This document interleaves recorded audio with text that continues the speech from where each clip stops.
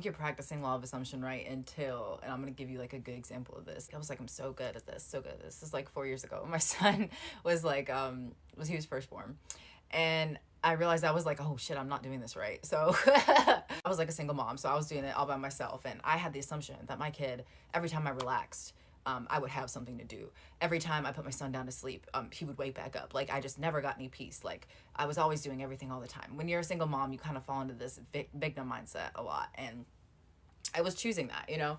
And so one day, I was like, wait, why am I choosing this? Why am I choosing this for my reality? And then the next day, I was like, I'm going to put Trevor down for a nap, my son. He's like, I'm going to put him down. And I'm just going to assume that he goes to sleep for me all the time.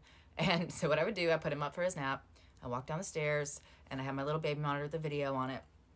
And, you know, you can't do anything. You can't make any noise because God forbid, you know. So I'm sitting down there, and I'm on the kitchen floor with the baby monitor, like staring at the stove, like the clock on the stove, seeing, like, just waiting for him to fall asleep, just like this. I would do that every day. And normally it would be like an hour and a half, and he would finally fall asleep.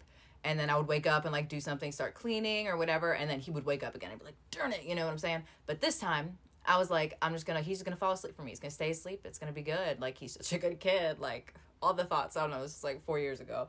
And so I thought those thoughts, and I just stared at the baby monitor, and I looked, and right before my eyes, he just fell asleep right there. And I looked at the clock on the stove, and it took him like maybe 8 to 10 minutes for this to happen.